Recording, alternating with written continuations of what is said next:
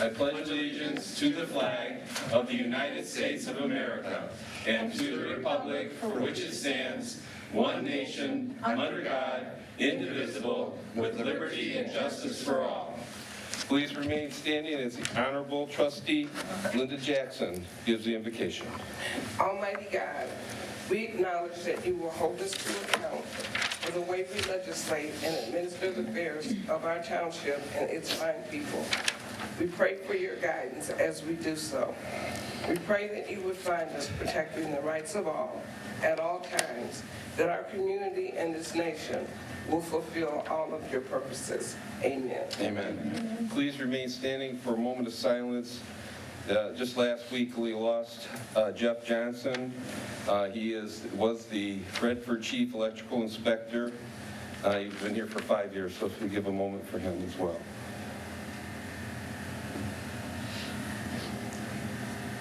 Thank you.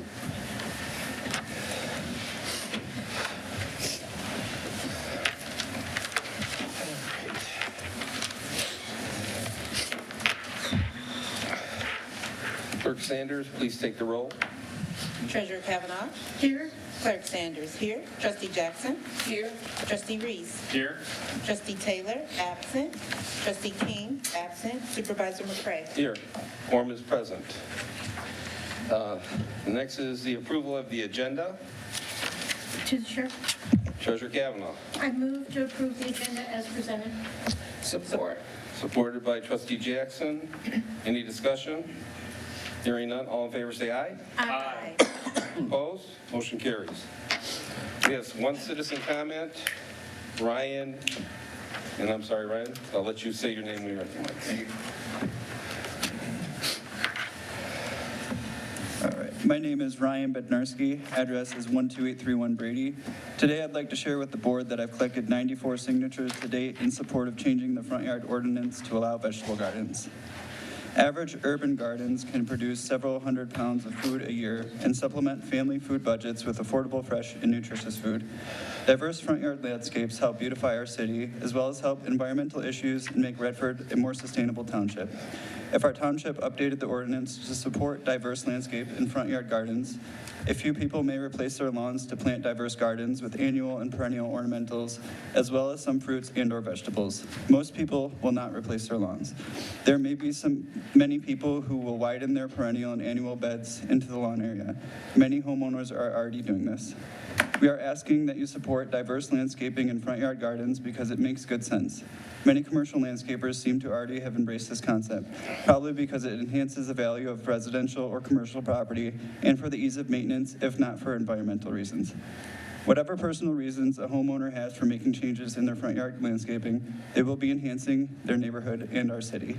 A lot of Redford residents have reached out to in person and online have voiced their support of changing the ordinance in a way that aligns more with their views. I'd like to end with a quote by Dalai Lama. It's our collective and individual responsibility to protect and nurture the global family, to support its weaker members, and to preserve and tend to the environment in which we all live. Thank you. Thank you. Thank you.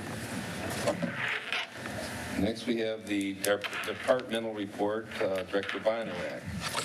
Thank you, Mr. Supervisor. Good evening, Honorable Board. For the second or third meeting out of the last four, you have an all central operations meeting. I am sorry that has been the case, so I'm trying to keep my report as short as possible because you all have heard from me plenty.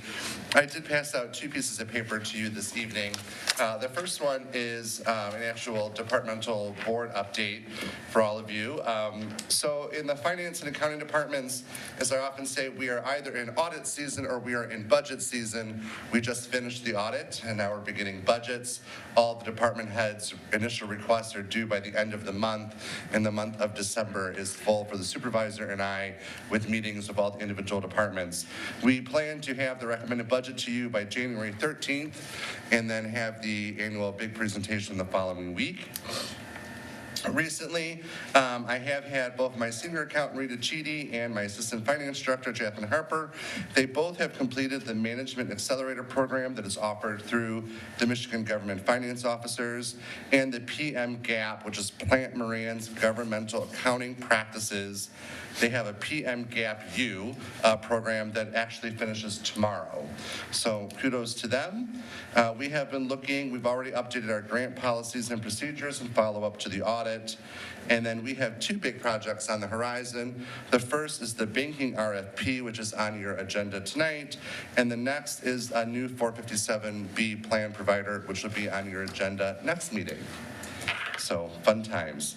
Human resources. We are almost a full year into our working relationship with Riemann, and it has proven to be a great partnership. We have moved our entire job application process online to HR Cloud and have now rolled that out to all of our employees township-wide. We are in the final stages of completing the I-9 audit and the dependent verification audit. We just completed open enrollment last week. We are working to finish digitizing all of our existing paper records, and Marcia Sawyer, our personnel assistant, is currently enrolled in the Management Accelerator Program. In the IT department, Mohammed Osali joined us full-time in June, and he has been absolutely wonderful to work with. I don't think I've ever heard anybody say a single negative thing about him. He is just a gem. The biggest gain really there has been that there are no outstanding tickets or issues. Things that often would take days or weeks to resolve seem to be resolved pretty much instantaneously. We have replaced over 20 end-of-life PCs and completed Windows 11 upgrades township-wide. We fixed the connectivity issues between Town Hall, the PD, and the court. They were literally being connected by a coax cable that you would run inside your house, but it was running outside, like 8 feet in the air between the buildings. I don't want to know, but that problem has been resolved. He has been very busy, as you might imagine, working with and coordinating between leisure services, outside vendors, VC3, and the construction team trying to get all of the IT ready for the new rec center. He worked with the team on installing our new telephone system, Call Harbor, and we have replaced all of our POTS lines with UMA township-wide. POTS lines, which is the old copper telephone lines, are going away. AT&T is actively going around and uninstalling them. So since those were the default backup lines, you've had to come up with an alternative solution in the event that the power went out or the internet was down. And so UMA is the provider that provides that type of a service, and that has been installed for all of our emergency services for that purpose. So the elevators and the fire panels and things like that. Marketing, branding, and events, that all falls under my admin, Jennifer Miracle Best, who has had her hands full. She is functioning at this point as much or more as a project manager as she is as my admin or as the marketing coordinator. She was the point person for the entire Call Harbor phone project. We have made a concerted effort to step up our events. In the past year, that has included the inauguration, which was almost a full year ago already. The State of the Township, the Summer Employee Social, last night's swearing-in ceremony for the new fire chief, and now she is coordinating the township-wide employee holiday party, which is being hosted this year by Central Operations. She has updated and revamped the township's organization charts, and upcoming projects on her horizon include establishing a branding guide, opening a swag shop, and our upcoming website redesign, which was due in 2026. That is the overview of my departments. Before I get into the financials, does anybody have any questions? Questions from the board? To the chair. Trustee Reese. Adam, there's a lot of stuff, like information technology, it's a lot. Is 2026 looking as intense, or is this been kind of a big push season? It's been a big push, for sure, between the rec center and the UMA POTS line, which that was not on our horizon, that was not on our radar at all. And then, of course, having to update the whole phone system. So I think next year will be a little calmer. Great. I sure hope so. All right. To the chair. Treasurer Kavanaugh. My kudos to Mohammed also dealing with the towers for the MIUs, and that transition also is in his lap. Yeah. So my kudos to all your departments, but a lot on Mohammed. Yes. Thank you. Anything else from the board? To the chair. Trustee All right, Reeves? one more question on the HR stuff. Now that we've moved to HR Cloud, did that help expedite the open enrollment process? And have you gotten feedback on how that's gone? HR Cloud did not impact open enrollment. Okay. Open enrollment is through an online portal called Employee Navigator. But where it has been beneficial is the I-9 independent verification audit required us to have every employee establish their account with HR Cloud. So it was good at forcing that through because, as we all know, some people love new technology and new accounts and sign up right away, and others you have to drag kicking and screaming. So at this point, everybody has set up their account, and that's a good thing. Great. Any other questions? To the chair. Trustee Jackson? Adam, what's the process to digitize those records? So that actually is part of the new program that I've been working with Clerk Sanders on, that we have signed a service agreement with DocuWare, which is another wing of Applied Innovations, which does like our let's see, we have all of our copiers through all of our existing like confidential shredding services, et cetera, are all through Applied Innovation. So this DocuWare system is being rolled out in several different departments. For my department, I'm using it primarily to digitize our records. And so it establishes in the cloud, in a secure system, a way to have all of those records. And not only are they digitized, they are tagged with meta tags, so that if you're looking for something, you don't have to go, well, how did the person file it, right? Like if you know you're looking for it's easier to think about like a contract. If you know you're looking for a contract about solid waste services, but you don't know who the contract was with, you don't have to know the name of the company to find it, because you can search in solid waste, contract, like it'll be tagged appropriately. And so within the HR files, they've all been set up where they have like slick sheets kind of dividing each of the different areas.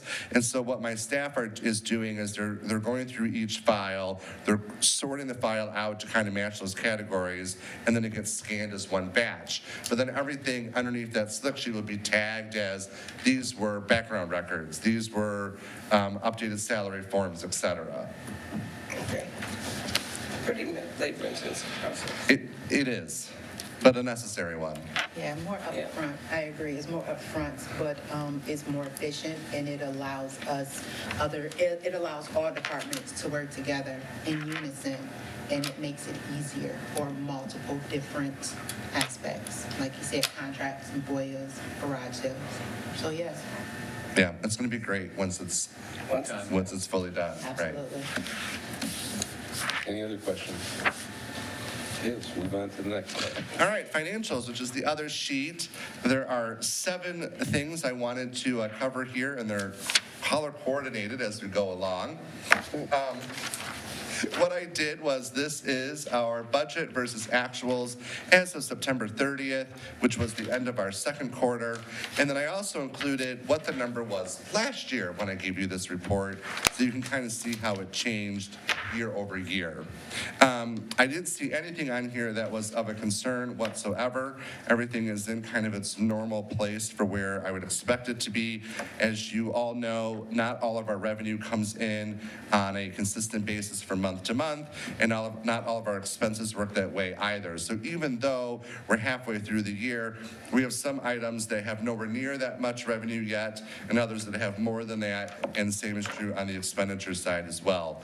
The first thing that I highlighted was in property tax revenue in yellow, and that is simply just to point out that at this point, as we receive all of our property tax revenue and the winter tax bill, the only money that we have received year to date is last year's delinquent taxes. So the county makes us whole for the delinquent taxes that people didn't pay by February 28th, and we receive that money usually in May or June.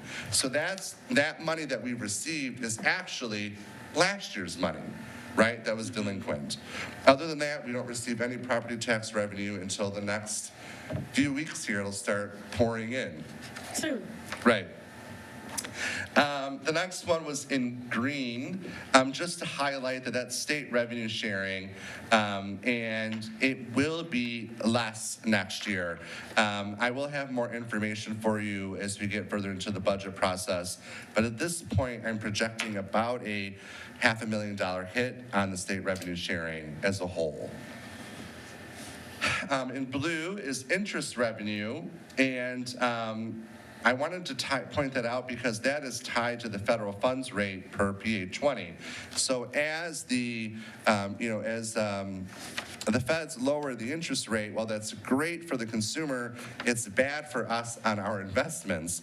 And you can even kind of see that already, that last year at this point we had received $837,000, and this year we've only received $498. So we're already seeing that impact, even just based on the cuts that were done over the last year to the interest rate. In red, which is 4 and 5, which is about our total revenue, I just wanted to highlight, as I said, that, all of the revenue at this point is general fund only. The SAD only gets revenue from winter taxes. So that number is entirely, that $7,315,000 number is all general fund. And of course, that we're halfway through the year, but have only received 16% of our revenues. And then on the expense side, just two things. The first one being that salmon color number 6. Our total salaries and fringes remains consistent at 72%. However, the ratio between the two has improved. And so right now, for every dollar of wages, we are paying $1.25 in benefits. And that is due primarily to the unfunded liabilities we have on pension and OPEB. Last year, it was for every dollar, we were paying $1.32. So we want that ratio to get smaller and smaller. Ideally, for every dollar we're spending, we should be paying less than $1 in benefits. As our funding ratios continue to improve, we will see that ratio narrow and that gap will go down. So positive movement between the 2 years. And then finally, the last one, number 7, the total share of capital outlay, debt service, and our capital set-asides remains consistent at 11%. So that is a good savings and debt ratio for us, and I'm glad that we are keeping that number. Other than that, those were the 7 items I wanted to highlight for you this evening. Question from the board.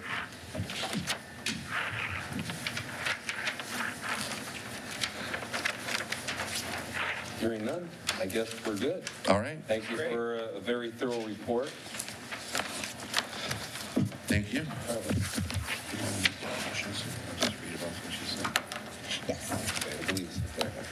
Okay, next is the consent agenda. Treasurer Kavanaugh. Thank you, Supervisor McCray. I move to approve the consent agenda items as follows. The minutes of the regular meeting held October 28th of 2025. The minutes of the special meeting held on October 30th of 2025. The warrant list of bills as of November 5th of 2025 in the amount of $1,808,823.43. The reappointment of William Kip Smith to the Beautification Commission expiring 9/30 of 2027. Support. Been moved and supported. Any questions? Hearing none, all in favor say aye. Aye. Opposed? Motion carries. Director Bonerack, it's your night, so. All right, well, the first thing before you is the resolution authorizing the 2026 capital improvement bonds. And we have with us our bond counsel, Pat McGow, and our one of our advisors, Stephen Hedek, here to discuss this. As you know, we've been meeting with both of them for the last couple of months, and this is the next step in the process. Good evening, Mr. Supervisor, members of the board. I was here last month, you may remember, and we took the first step in the bond issuance process, the first step of 2, when the board approved the notice of intent resolution. That was for the project to issue bonds for the water meter interface units, and that was in an amount not to exceed $5 million. And we said at the time that that was kind of the high end, and we were going to tweak the numbers and refine it and figure out what's the amount that needed to be borrowed. So the bond resolution before you tonight is for authorizing the bonds in an amount not to exceed $4 million one more time. Okay. Not to exceed $4 million. But in discussions here tonight, we want to give ourselves a little more wiggle room. And I think we want to have a cushion to have it be not to exceed $4,100,000. So I'm asking for an amendment to the resolution before you that would change that not to exceed number from $4 million to $4,100,000. We want to make sure that we include a little room for contingencies and the other costs. I guess we overly aggressively downsized it from 5 million. So 4.1 million is what we're looking for. So that would need to be an amendment to the resolution. But real briefly, the bond resolution before you tonight is the second and final step for approval by the Township Board. This approves the issuance of the bonds. The bonds would be sold at a competitive public sale. So we would go get the bond rating, we would take this to the bond market, and again, because this is a relatively short bond issue of 10 years, we would be looking to take bids for that and award to the bidder that gives us the lowest interest rate. And we don't know what that is now, but as Adam said, good news, bad news, as we've seen the Fed cutting interest rates over the last several months, that's reflected in the bond market. So the interest rate projections, as we've talked about this project, have gone down since then. We don't know what the interest rate will be because the timetable is such that we wouldn't be selling these bonds until sometime in January. And at that time, the interest rate will be set. So basically, the resolution before you tonight authorizes the issuance of the bonds. It authorizes a competitive public sale of the bonds and authorizes various township officials to take the necessary actions. That would be to go get the bond rating, prepare an official statement, and award the bonds at the sale to the lowest bidder. With that, I'm going to ask Stephen if he has any comments. Stephen Haydock is the township's financial advisor at Benzinski and Company. He's the one that works on the numbers and the projections and can talk about the financial issues related to this.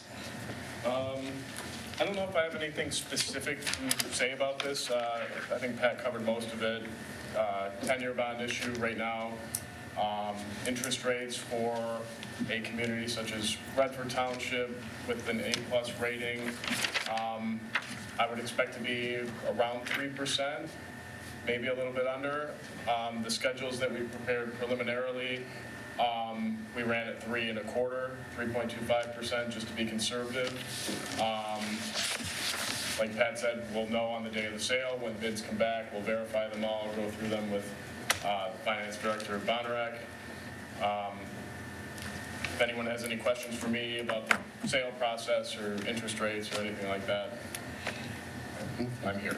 Well, I guess what I'm trying to understand is that we talked about a different number, and then tonight we're changing it to $100,000 tonight, not a week ago or something that's right tonight. So what has occurred that causes that $100,000 increase? And that's why Director Dennis is here. As in, I provided a sheet that we've been using, and I did not have the $122,000 in essence of the issuance cost on my sheet. And I provided costs earlier, and when I just provided this right now, because we were talking at the 4 million mark, I provided them. I did not have that cost in my figure by accident, and that's why this was going on. That's the extra. So, that's all it is, yes. And it may still potentially come in at under 4 in the end, because we may get a coupon on this. We don't know what that amount will be yet, and we won't know that until we actually go to market. But at least this way we know, the actual number we came up with was $4,087,000. So going to 4.1, we're covered either way. Okay. Yeah, oftentimes bidders will bid a premium. They'll pay above face value for bonds, and in exchange, you pay a higher coupon rate or interest rate on a lesser amount of bonds. So most likely, we would expect to see a bidder pay over $4 million for the $4 million worth of bonds, in which case you'd be covered. If we go out at $4,001,000 or $4,085,000, something like that, and it does come in where they'll pay you above that amount, we'll downsize the bond issue so that you only receive what you need. Okay. And when will we know what that number is, did you say? On the day of the sale, which is scheduled for January 8th. Okay. That's all I have right now. But questions from the board? To the chair. Treasurer Kavanaugh. Am I to hear that Mike made a mistake? Yes. It's only human. That he is. It was probably not properly color-coded, so That's true. I'm good, thank you. I'm sorry, Mike. All his work is very good. No, I'm good. I'm being facetious, I'm sorry. Okay, any other questions from the board? No. Okay, well, what is the pleasure of the board? To the chair. I move approval. I'm sorry, I move to make a motion. Yeah, because he had, Oh, Okay. Go ahead. So with that, I would like to motion to add verbiage to it, to bond authorizing resolution for 2026 capital improvement bond, limited tax general obligation in the amount not to exceed $4,100,000. second. second. Thank you. Okay, where we're at. Right here. So the motion on the floor is approval of the resolution authorizing the 2026 capital improvement bonds, limited tax general obligation in the amount not to exceed $4.1 million. Question from the board? Roll call vote. Trustee King, absent. Trustee Taylor, absent. Trustee Jackson. Yes. Clerk Sanders, yes. Trustee Reese. Yes. Treasurer Kavanaugh. Yes. Supervisor McCray. Yes. Motion carries. Thank you all. Thank you. Thank you. Director Monterey. Thank you, sir. The next item on your agenda is the approval of the professional services agreement with Watson & Yates LLC for an amount not to exceed $35,000. This is for a project that Treasurer Kavanaugh and I have been talking about doing for probably going on 3 years now. And the recent acquisition of Comerica Bank by Fifth Third has just kind of increased the urgency that we really need to do a banking RFP. And we have just realized that between the two of us, we need someone else who has the skill set to kind of quarterback this process. So we would like to bring in Watson & Yates to be the company to do that. Ms. Janani Yates is here this evening if you have any questions for her. And so they would really be the ones to kind of put the RFP together on our behalf, go out and solicit those proposals, and then help us evaluate them as necessary. To the chair. Treasurer Kavanaugh. Thank you, and your staff as well. It's been long in coming. We've had several issues, too many to list, with the issues with Comerica and their processes and their issues as a bank. So I'm really happy that both Adam and I, this project is large, and I can imagine all the details that this company is going to do in our RFP for the banking services, whichever banks are left. I honestly felt that Adam and I had been waiting, and because there were other projects that were further on the list on top that we needed to address, so I'm really happy that we have the opportunity to do it now. So thank you, Adam. Yeah, I just want to say that congratulations to Treasurer Kavanaugh and Director Monterey. This has been talked about for a long time, and the Treasurer's Office has been suffering through this patiently, and I'm just glad that it's finally come to fruition, so thank you both very much. Anything else from the board? To the chair. Trustee Jackson. How long do you think the transition process is going to take? Oh, well, I would say at least 6 months. Do you think that's fair? Please come, so, yeah, because we have people watching, so they won't be able to hear you. Sure. I'm Janani Yates, partner in Watson & Yates. Okay. Through the chair, I believe the original schedule had us sort of wrapping up the RFP and making the award sometime around the beginning of March, end of February. I think it would probably take several more months after that to fully implement the transition there, but you would at least know at that point sort of like who's the next bank and sort of be able to move forward from there. Yeah, there's certainly a reason why places don't do this very often. Right. Yeah, sure. Just one more question. The effective date of the agreement is November 1. Is there? Oh, I'm sorry. It should be for today. I must have just missed that. Because they sent it to me before November 1. Yeah, that's all it was. But you haven't done any work yet, No. right? Yeah, no. So it should be November 11th. Yes. Yeah, it's just a typo. Okay. To the chair. Trustee Reese. Adam, is this project something we bid out for, or do we have an existing relationship with Watson and Yates? It is, for the professional services, no. Professional services typically don't go out for bids because by the nature of it being professional services, you want to ensure there's a lot of trust involved in those types of things, right? So I've gotten to know Ms. Yates' other partner, Steve Watson, through my work with MGFOA. And so Treasurer Kavanaugh and I then met with both of them to discuss this and where they have done similar work in other places. So they come highly recommended from several of my colleagues. And that's really kind of where this one came from.